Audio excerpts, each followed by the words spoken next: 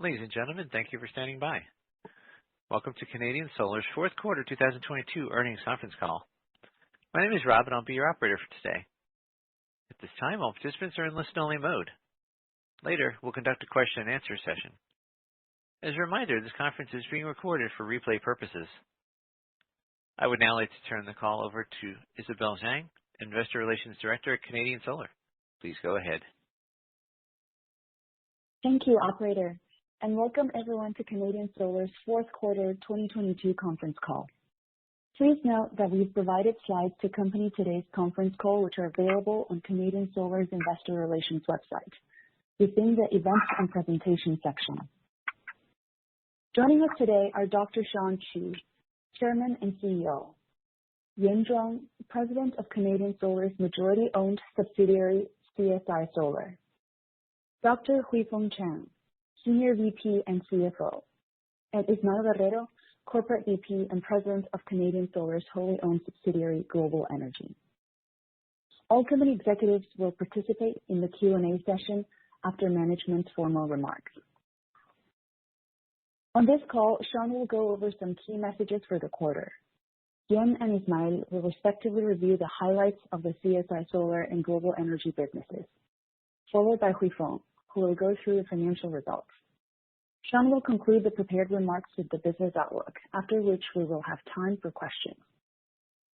Before we begin, may I remind listeners that management's prepared remarks today, as well as their answers to questions, will contain forward-looking statements that are subject to risks and uncertainties.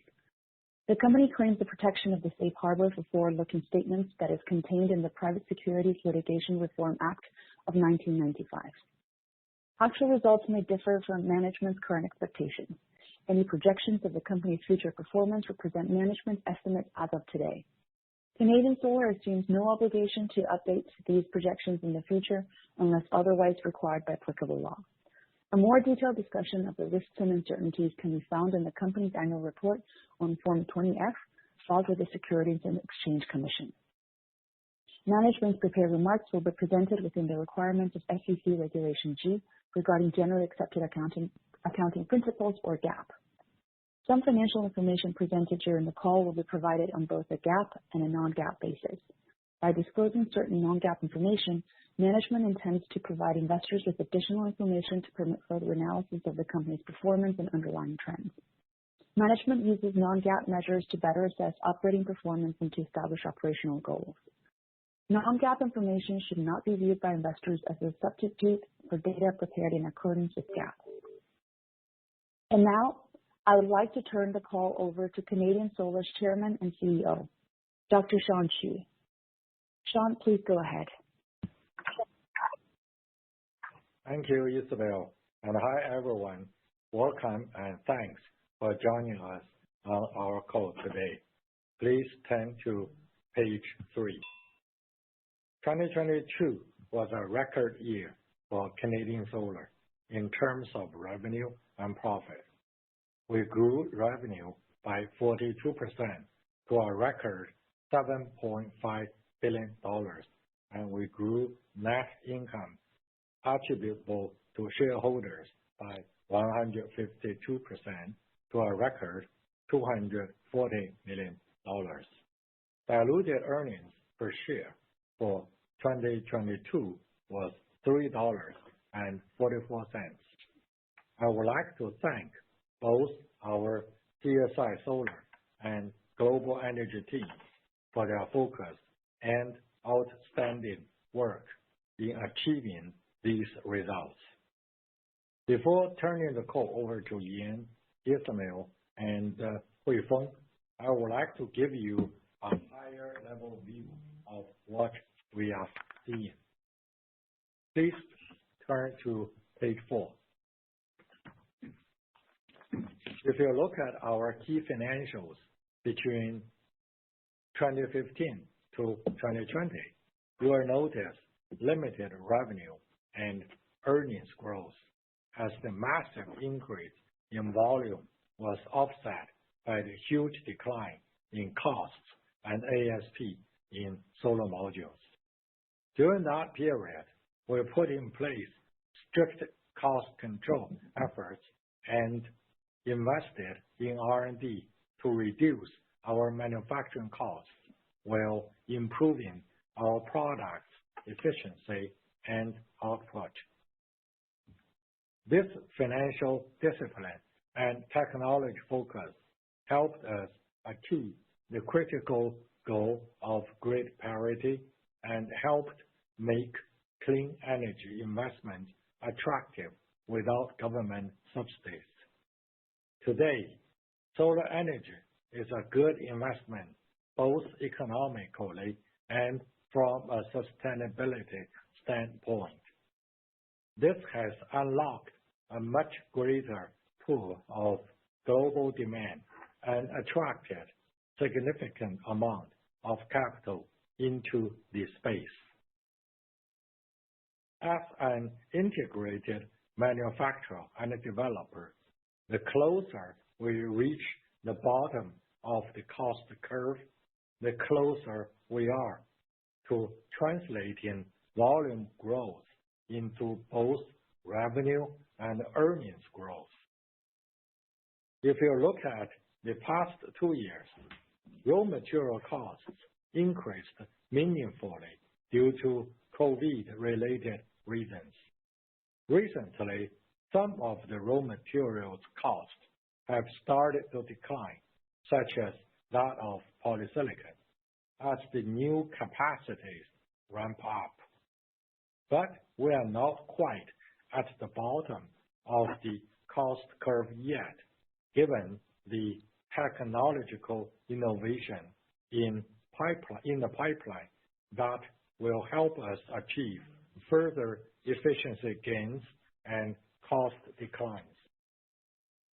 The key point is that we are getting very close to the bottom of the cost curve, at which point value and technology differentiation will become the predominant drivers of profitability, not cost. With that, we expect to see greater pricing power and operating leverage as our cost structure stabilizes further and the world continues to invest in cleaner energy infrastructure and secure universal access to energy. I think our company and our industry are at a critical turning point and is worth watching very closely.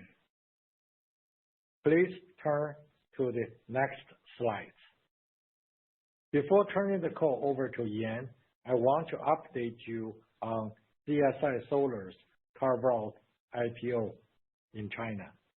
This morning, we received the approval for the registration with the China Securities Regulatory Commission. Our auditors are in the process of fully auditing CSI Solar's 2022 financials, and we will update our prospectus once the 2022 financial auditing is completed.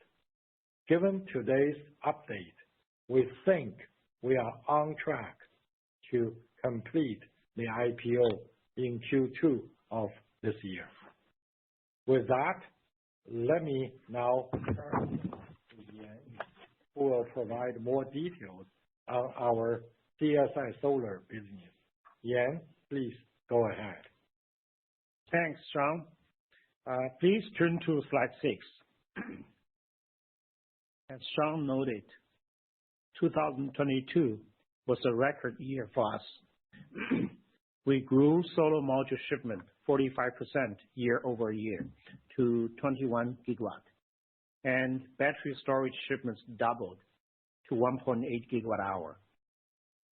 Full year revenue grew 60%. Gross margin was up 69% year-over-year, and operating profit increased by over 4 times. Despite the challenging macro backdrop, this record year underscores the long-term strength of our business and multi-year growth opportunities ahead. If you turn to the next slide, you can see the extent of the market volatility. Trends are generally moving in our favor, but we continue to take actions wherever possible. For example, polysilicon prices collapsed in December and January, driven by a sudden reopening of China's COVID policies and timing of Lunar New Year. This gave us an opportunistic chance to acquire some quantity of raw materials, as we expected polysilicon prices to rebound quite quickly. However, fundamentally, the views we shared over the past several quarters are unchanged. We believe polysilicon prices will come down gradually as opposed to drastically, given that demand is still very strong, and we continue to see very large customer pipelines across our markets. And also, we believe the market today is very price elastic. The other big driver of the profitability improvement was the decline of shipping costs to more normal levels, as you can see on the chart. So while shipping costs will go up with volumes, we will be able to see a bit more operating leverage on our operating expenses, which includes shipping costs will not grow as fast as our top line. Please turn to slide 8. So while we are monitoring market trends very closely, our focus remains on the factors that we can control.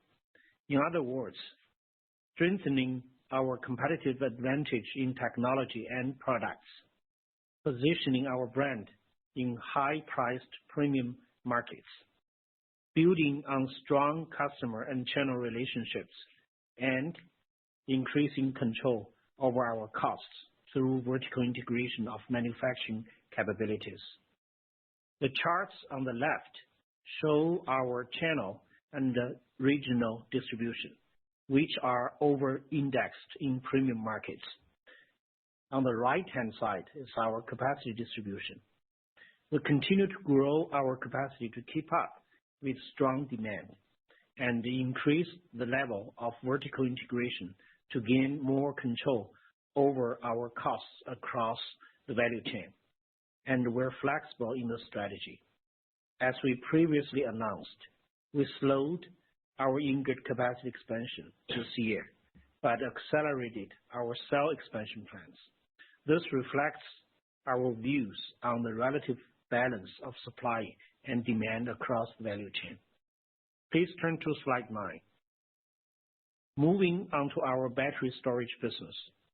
First, I wanted to highlight the incredible achievements of our CSI energy storage team, which delivered 1.8 gigawatt-hour of utility-scale battery storage shipments over the past year.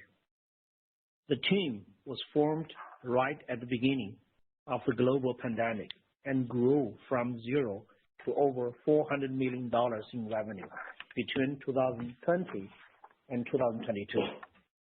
What's more, our team delivered some of the largest utility-scale battery storage projects in the middle of the pandemic and was one of the very few players in the market that executed with almost no delays.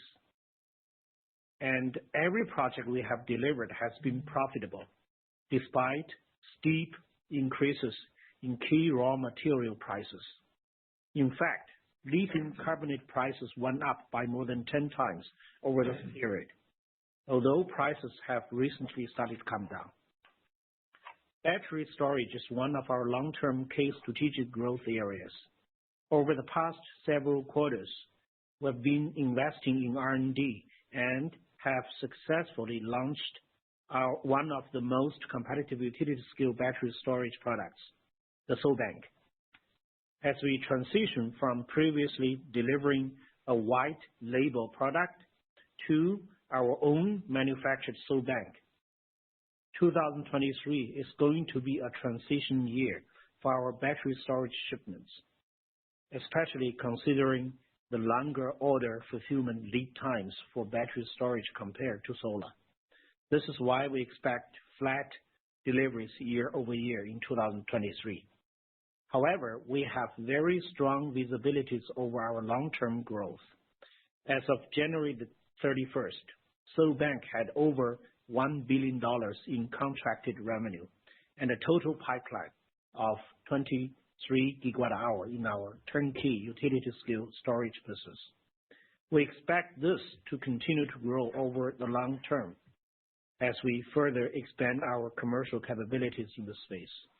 Please turn to the next slide. On the residential battery storage side, we have now officially launched our EP-Cube product in the US, Europe, and Japan.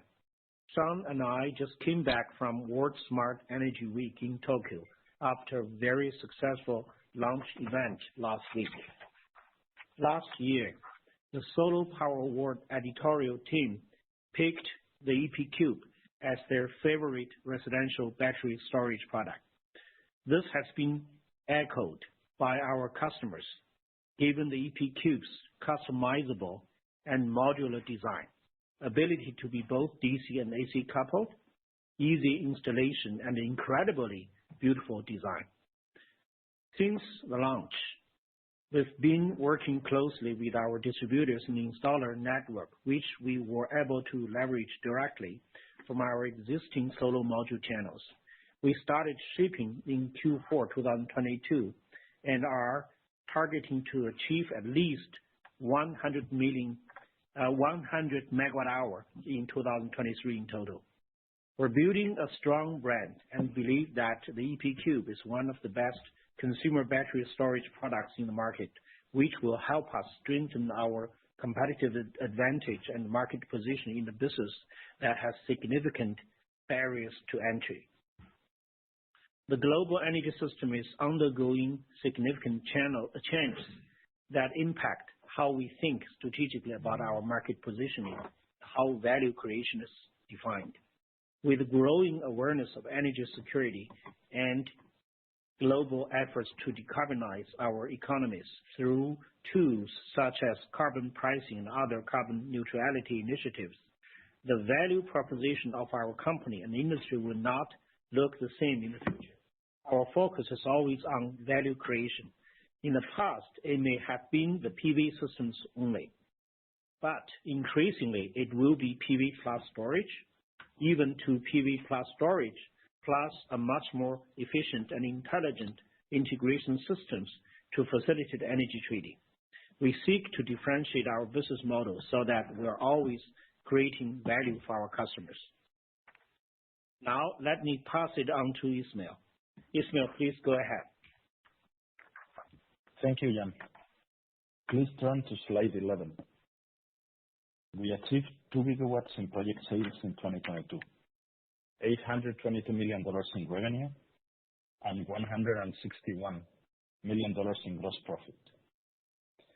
Our gross margin improved by 230 basis points year-over-year to 19.6%. As expected, Q4 was a smaller quarter from a project monetization standpoint due to the timing of project sales. Additionally, in Q4, we decided to hold on to more projects longer term in certain markets, such as Europe, where we believe we can capture more value by being the long-term asset owner and operator. Next slide, please. During Q4 2022, we continued to focus on originating and developing the largest and most valuable project global pipeline of solar and battery energy storage assets. As of January 31st, our total pipeline stood at 25 gigawatts of solar and 47 gigawatt-hours for battery storage projects. Of these, we had 14 gigawatts of solar and 12 gigawatt-hours of battery storage interconnections. We believe that clean energy assets' ability to interconnect at low cost and at a reasonable time frame will be one of the most important determinants of their value. This is a shift from the past, where the focus was mainly on projects' contracted revenues or environmental permitting. both of which are still important, but interconnections will be absolutely critical. And this value will only increase over time as the world continues to decarbonize and grids become more congested as they continue to absorb more solar and wind energy. The fact that we already have 14 gigawatts of solar and 12 gigawatt hours of storage interconnections means that we are in a very strong position to deliver high-quality assets over the next few years. Please turn to slide 13. The other factor that differentiates Canadian Solar is that we are one of the few companies that can capture significant value through the entire project development cycle. We develop the vast majority of our pipelines from greenfield. Our capabilities span all the way from initial site selection to permitting, financing, execution, operations and maintenance, and asset management. And we have had 14 years experience delivering nearly 9 gigawatts of solar power plants and 3 gigawatt hours of battery storage projects across 6 continents. These are literally hundreds of projects, and the expertise we have amassed across all our major regions is truly unparalleled. Next slide, please. Longer term, as we've discussed on prior calls, our strategy is to retain greater asset ownership in select markets to increase the revenues generated through recurring income, such as power sales, operations and maintenance, and asset management income. We understand that our global energy business, in its current form, is difficult to forecast on a quarterly basis, given the lumpiness of our project sales and the difficulty to accurately time deal closings. And while we develop some of the most valuable solar and battery storage assets, the constant pressure to recycle capital quickly means that we may not sufficiently capture the value we create.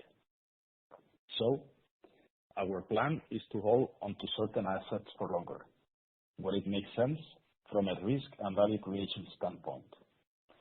For example, we recently closed the first 30% sale of our Italian alternative investment fund.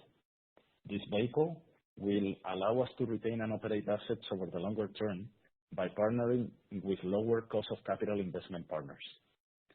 The strategic decision to keep more projects in Europe over the longer term was a factor in Q4's slightly lower project sales. This way, we will be gradually moving from a spot sales business to a recurring revenue one, accounting for value creation and cash flow considerations. Now, let me pass it on to Huifeng, who will go through the financial results in greater detail. Huifeng, please go ahead. Thank you, Ishmael. Please turn to slide 15. In Q4, we achieved a 29% revenue growth year over year with $1.97 billion in revenue. Gross margin in Q4 was 17.7%, at the higher end of our guidance of 16 to 18%.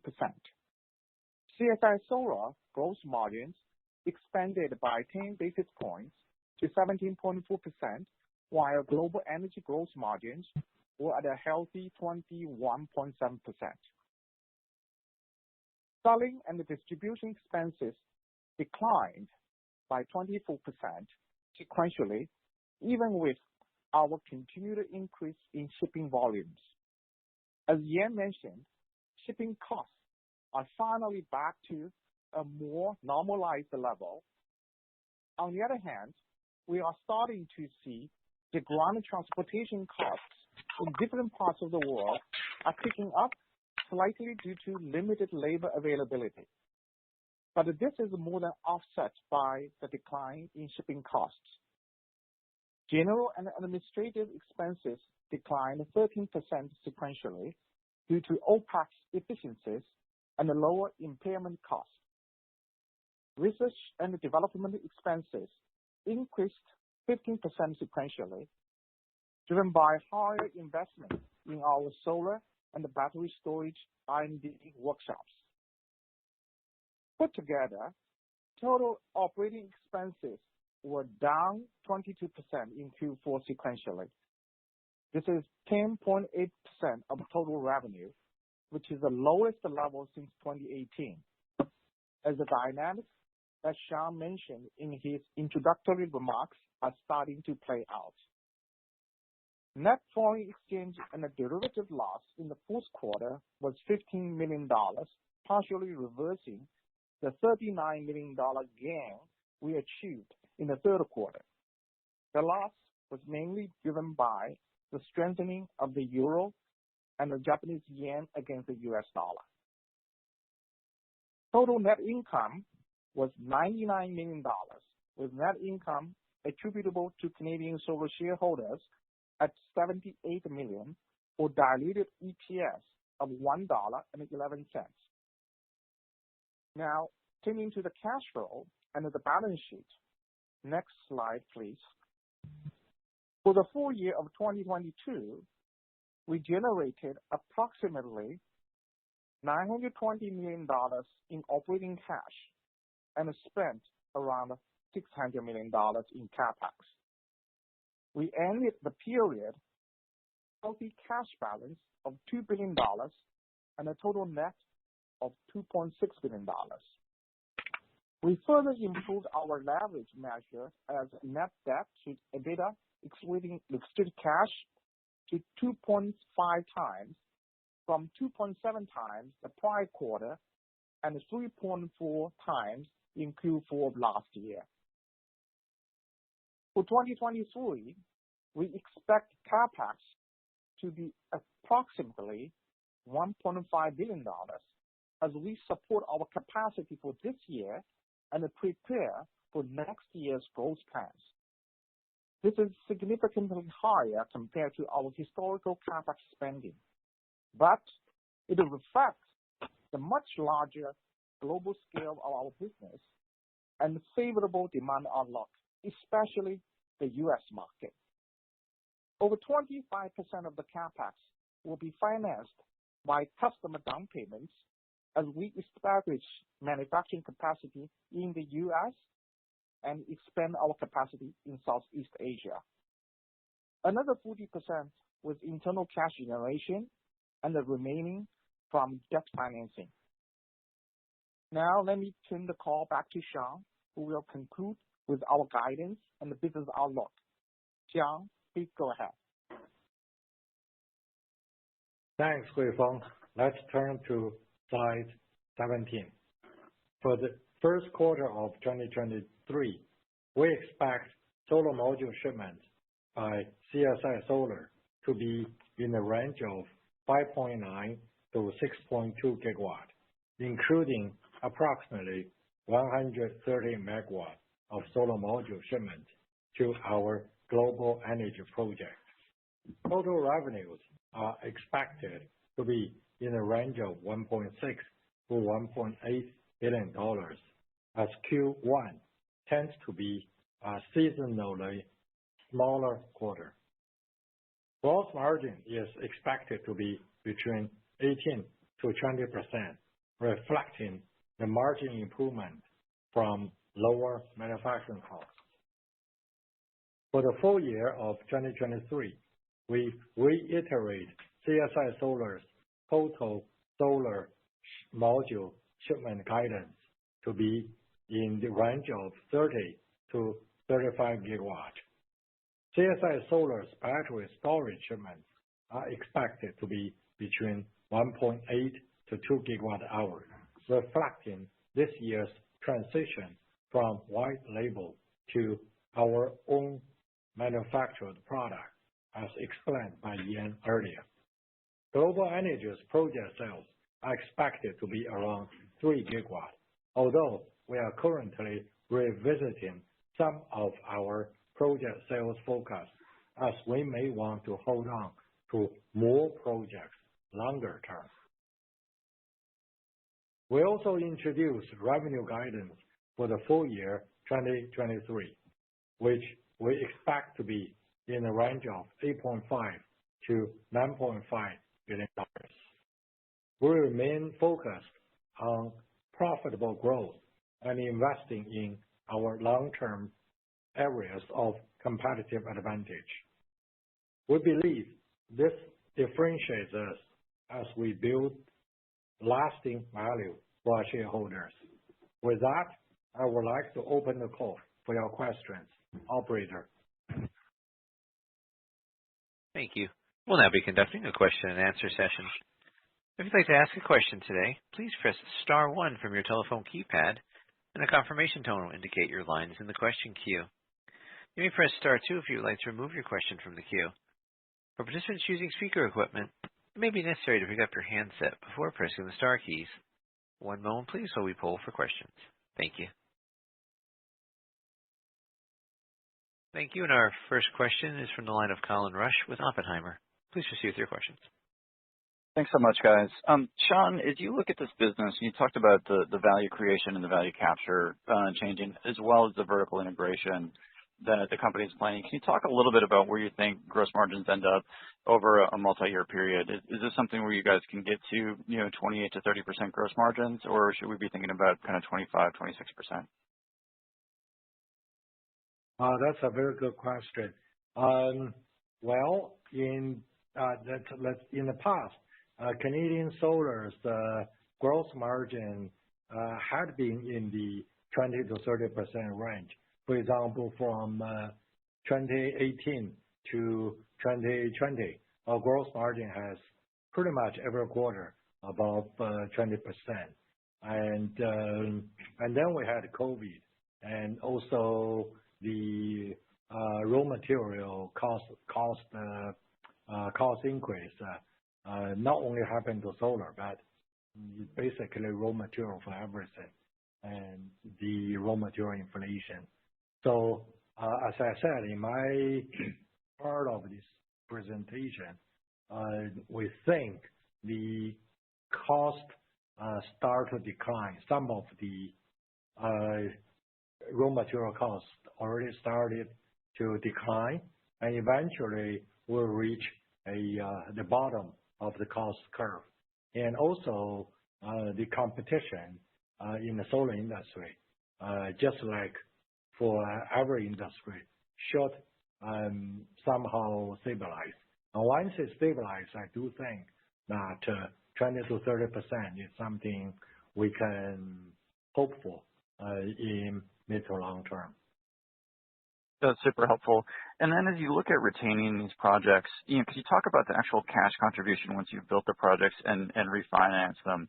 Is there going to be like an actual cash contribution here, or are you going to be able to refi all of your hard costs out and really just hold these equity positions?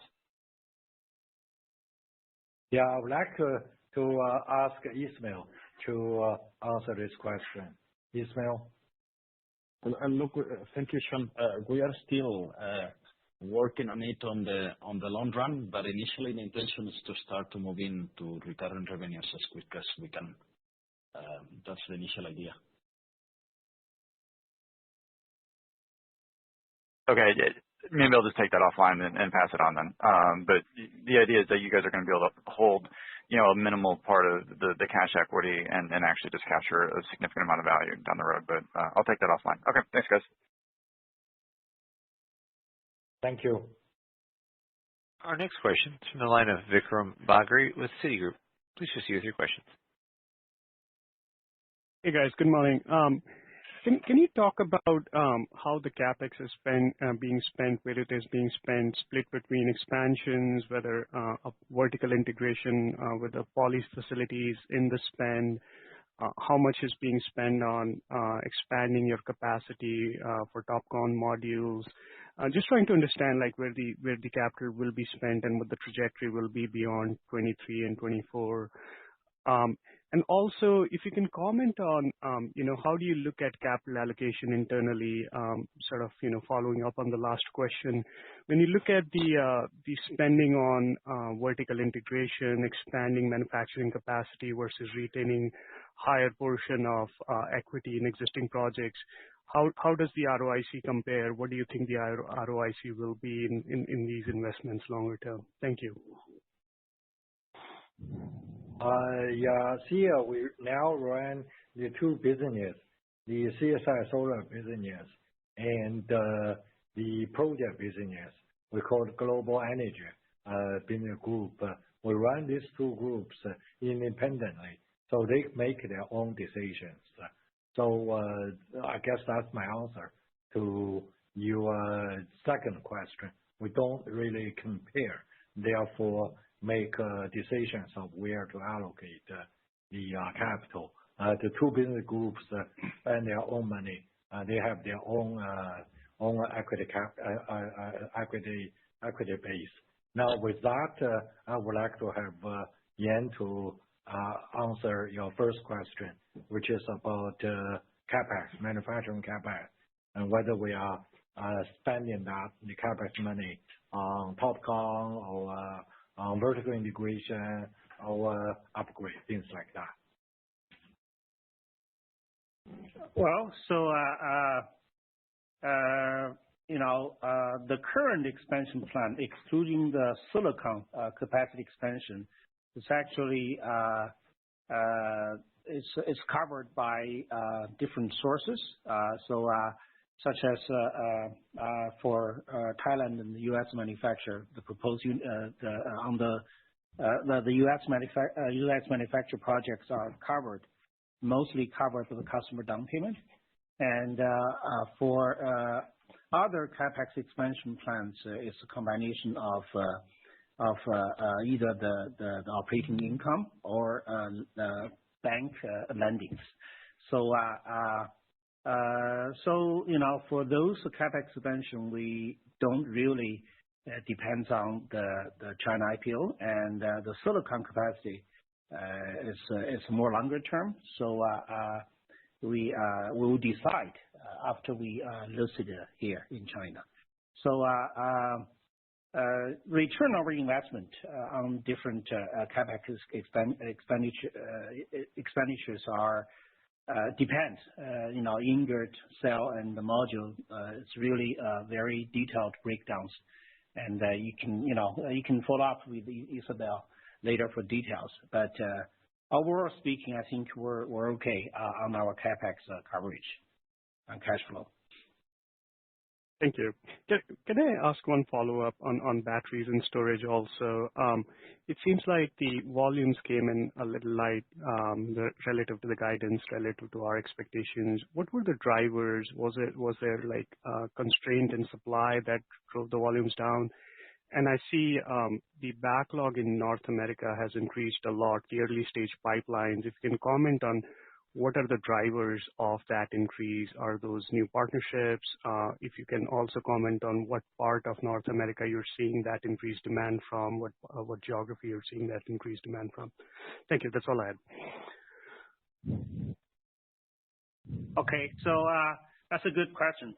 Actually, as you know, the utility scale storage projects they have a much longer lead time on sales.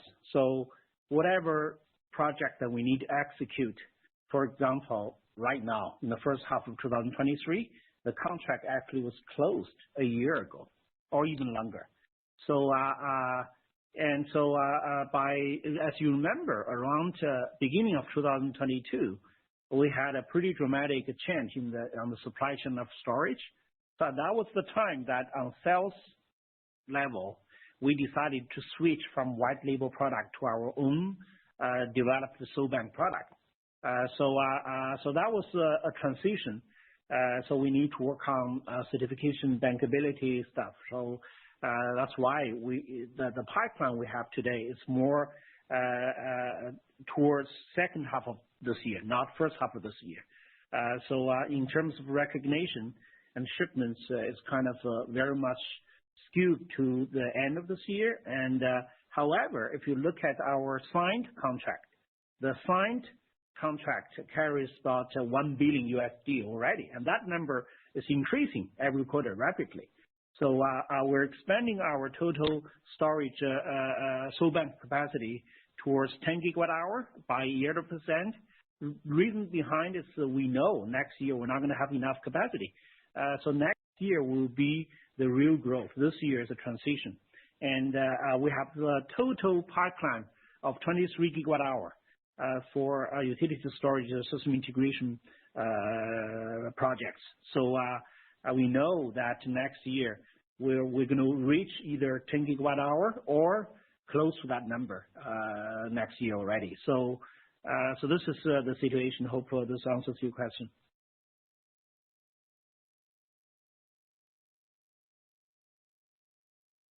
Thank you. As a reminder, to ask a question today, you may press star one from your telephone keypad. Our next question is from the line of Philip Shen with Roth MKM. Please proceed with your questions.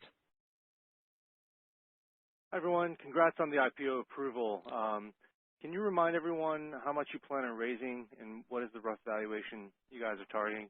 I recall 600 to 700 million at a $4 to $5 billion valuation for just CSI Solar. And can you remind us what the plan is for the use of proceeds? I know you addressed it a little bit earlier, Yan, but was wondering if you could give a little more color. And then finally, can you talk through the next steps? I know you gave a little bit of color, Sean, on that with the expectation of the IPO completion in Q2, but is there some more detail that you can share in terms of what to expect ahead, such as the roadshow and timing and things like that? Thanks. Hi, Philip. Thanks. And we are also pleased that we received the approval for the registration.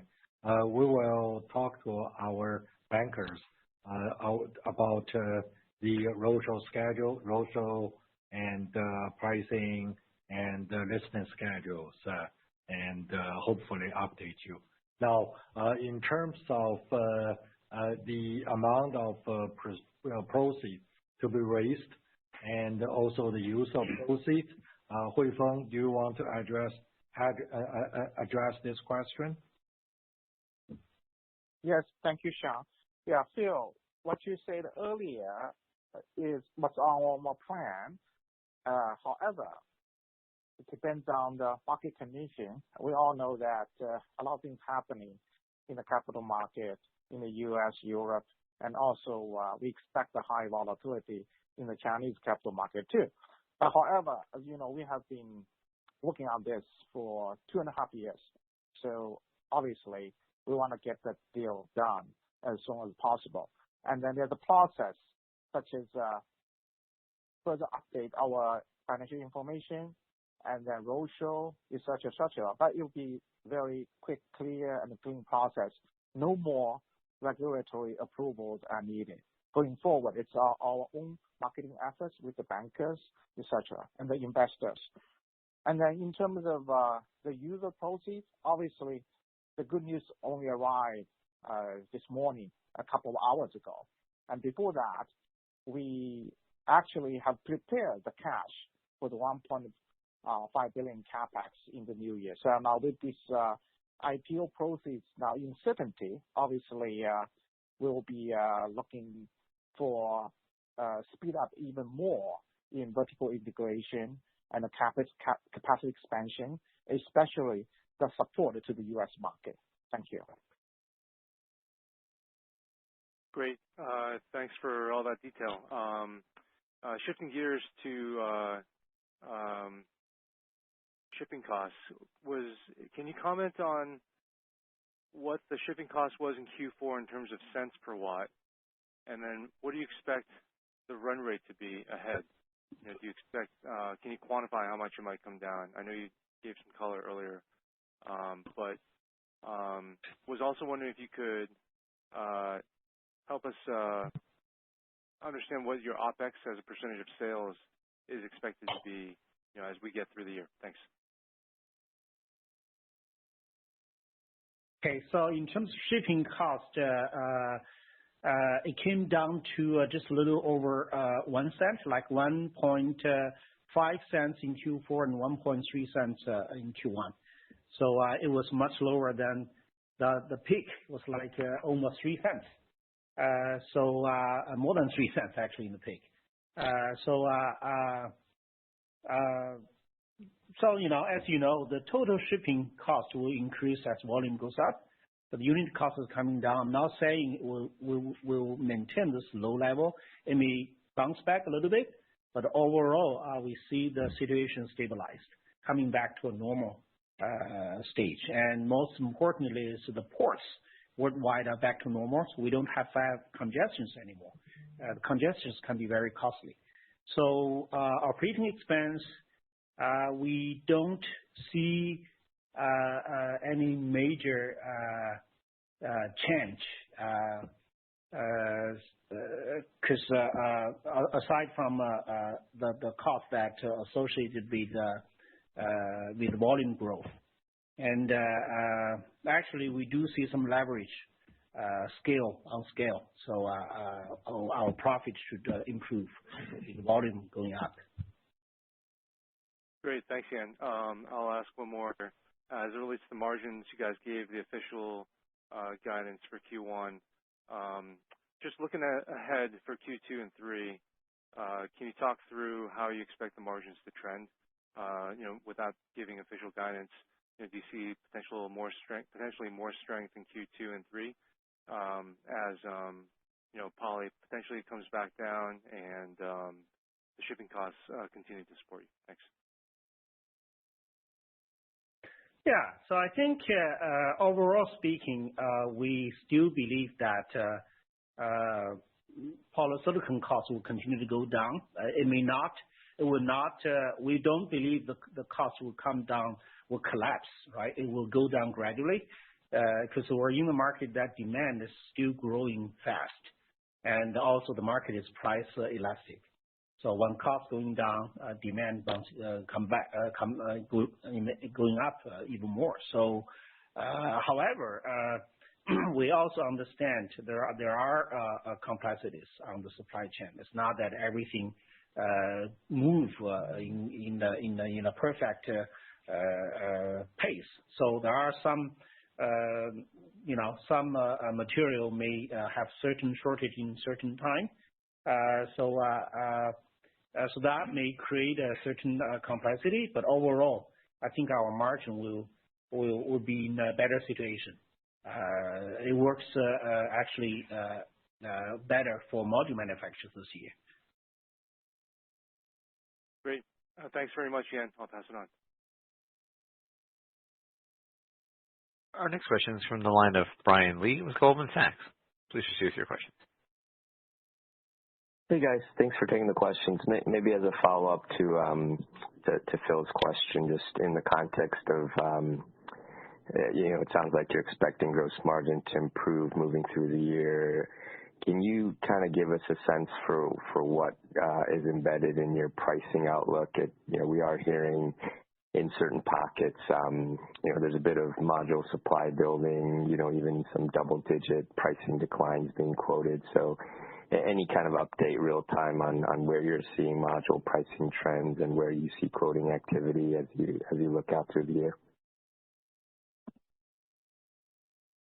Okay, so module pricing, actually, being in the industry for 14 years, so actually I feel less price pressure compared to the old times. We do see module price will coming down gradually, but we also realize that the market, the industry, the customers actually are now worried more than just pricing. The reliability on supply and bankability and quality of the products so becoming important. Even for China, used to be the low price market, but now we see that the customers are much more rational on pricing. There's less speculative behavior today than before. So customers are accepting index pricing. They respect your reasonable margin. So price-wise going down, but I still believe that our margin will continue to improve. Okay, fair enough, great.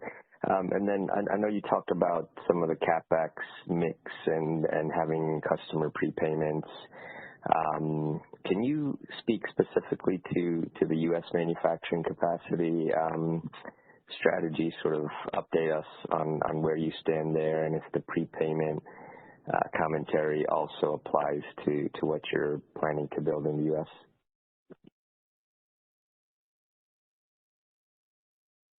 Well, hi, Brian. This is Sean speaking. We are proceeding well on our U.S. manufacturing plan. We'll start with a module plan. We haven't did any announcement yet, so give us a few weeks, or maybe months, 1 or 2 months, and we'll make an announcement. And the U.S. manufacturing facility, part of the CapEx, will be covered by the customer down payment. But Canadian Solar also bringing equity capitals. Okay, makes sense. Thanks for the color, Sean. Last one from me, and I'll pass it on. Maybe this is for Weifang or Ismail. Just with capital markets volatility, we've also seen a lot of volatility, specifically in the financing environment, the banking environment. What does that mean for you guys in the global energy segment? Are you seeing or anticipating any changes in cost of capital or capital availability? Just kind of maybe level set us on the financing environment for the energy segment and what you see going forward there.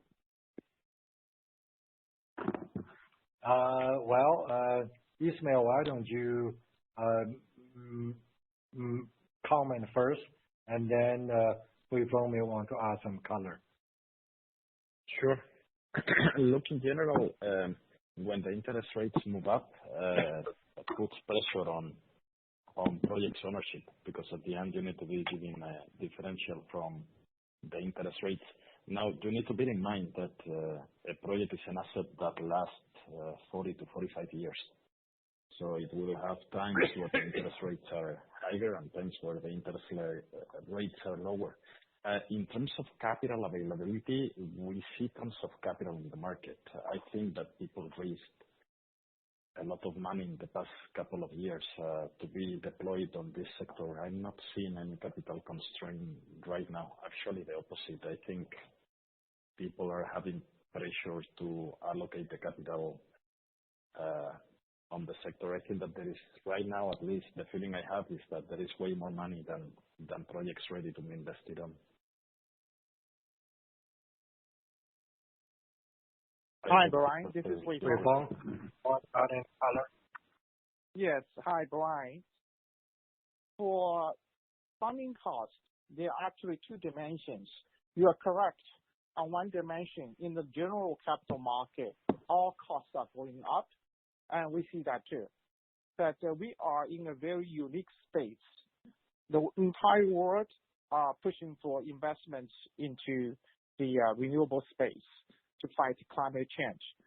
So we are taking advantage of that. A lot of ESG mission funding are coming to the space. We work with those investors to our projects in every part of the world. But on the other hand, a lot of projects in different markets, the government, the local financial institutions, and also investors, they want to push into that direction. So we also partner with them to lower our funding costs. Thank you. All right. Thanks, everyone. I'll pass it on.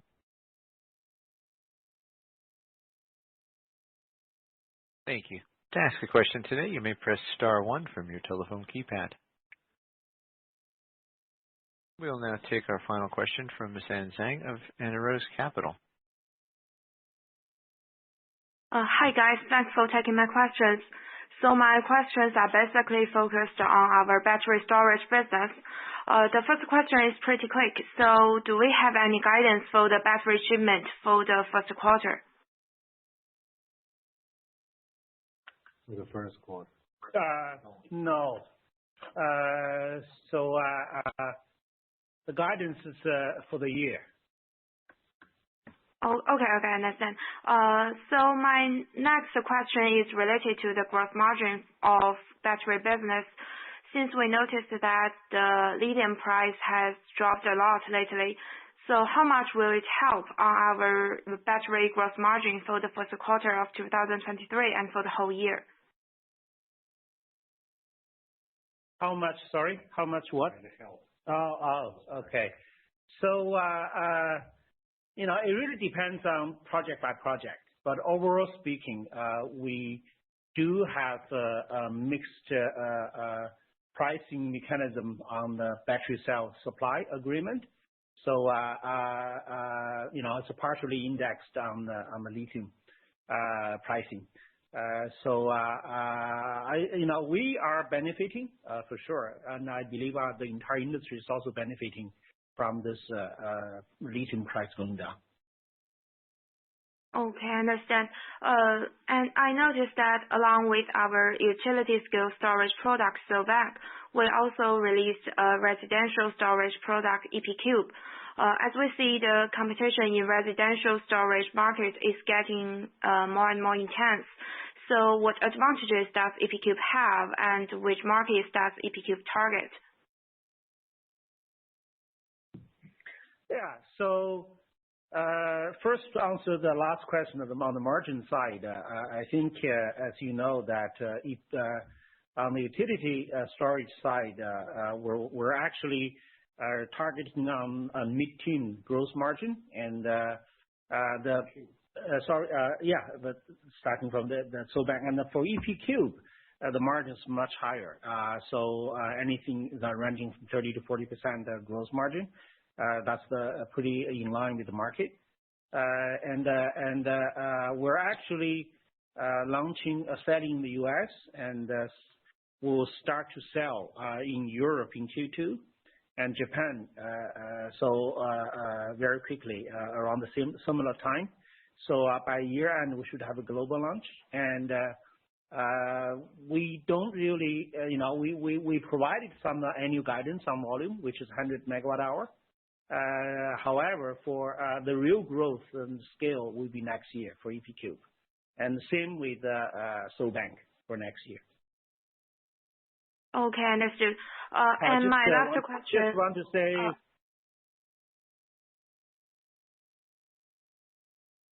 Go ahead. Oh, go ahead. Okay.